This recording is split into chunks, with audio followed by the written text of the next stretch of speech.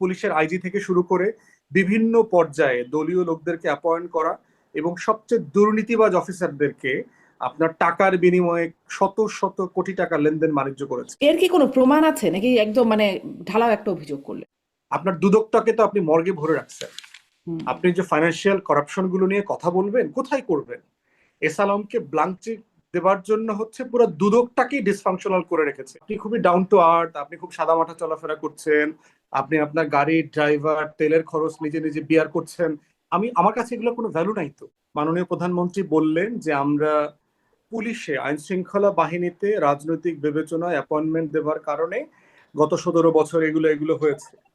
ওই একই জায়গাতে একজন রেঞ্জ ডিআইজি বললেন যে তিনি ক্লাস 7 থেকে জিয়ার আদর্শে অনুপ্রাণিত, এবং তার এই পুরো বক্তব্যের ভিতরে পিএম কে ইন্টারফেয়ার করলেন না, যে আপনি এগুলো থামেন, এগুলো রাখেন, এইসব বক্তব্য এখানে মানানসই না, পেশাদার না, এগুলো বললেন না।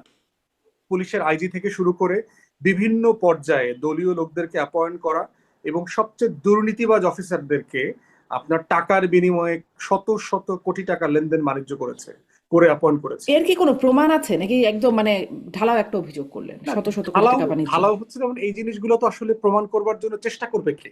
আপনার দুদকটাকে তো আপনি মর্গে ভরে রাখছেন।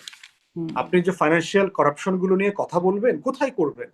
এস আলমকে ব্লাঙ্ক চেক দেবার জন্য হচ্ছে পুরো দুদকটাকেই ডিসফাংশনাল করে রেখেছে, অকার্যকর করে দিয়েছে। কারণ আপনি দলীয় লোক দিয়ে এস আলমকে ক্লিন শিট দিতে পারবেন না। থার্ড এক্সাম্পল দেই, ঢাকা বিশ্ববিদ্যালয়ে মাননীয় প্রধানমন্ত্রী একটা প্রোগ্রামে গেলেন, আপনি দেখেছেন কয়েক সপ্তাহ আগে। তিনি বক্তব্যে বলছেন যে আমাদের বিশ্ববিদ্যালয়গুলোতে লেখাপড়ার মান নষ্ট হয়ে যাচ্ছে রাজনৈতিক বিবেচনাতে শিক্ষক নিয়োগের কারণে। তার ডানে বামে কিন্তু সব ধান কাটা ভাইস চ্যান্সেলররা বসা কিন্তু। তাহলে এই যে দেখেন, এই যে কথা কাজগুলোর সাথে আপনি খুবই ডাউন টু আর্থ, আপনি খুব সাদামাটা চলাফেরা করছেন, আপনি আপনার গাড়ির ড্রাইভার, তেলের খরচ নিজে নিজে বিয়ার করছেন। আমার কাছে এগুলো কোনো ভ্যালু নাই তো। এটা আমার কাছে যায় আসে না, কারণ রাষ্ট্র আপনাকে অ্যাফ্লুয়েন্টলি জীবনযাপন করবার জন্য অলরেডি অনুমোদন দিয়েছে। আপনি যমুনাতে থাকতে পারেন, আপনি যে কোনো একটা সরকারি বড় বাসভবনে থাকেন, এসএসএফ প্রোটেকশন নেন, আপনি ভালো জীবনযাপন করেন, আপনি ভালো অ্যাফ্লুয়েন্টলি চলেন, আমাদের কোনো সমস্যা নাই। কারণ এটা রাষ্ট্র আকারে আমরা সবাই মিলে এটা একমত যে এটা আপনার করা উচিত।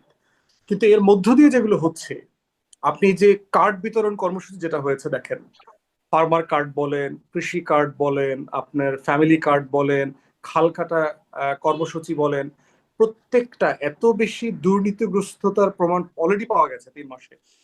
এবং এগুলো অর্থনীতিবিদরাই বলছেন যে এগুলো ফাংশনাল প্রজেক্ট না। আপনি কত লক্ষ মানুষকে কার্ড দিতে পারবেন? আমার বাজেটের পুরো 9 লক্ষ কোটি টাকাও যদি আপনি কার্ড দেন, তারপর তো আপনি কোটি ছাড়া যেতে পারবেন না, তো কয়দিন দিবেন?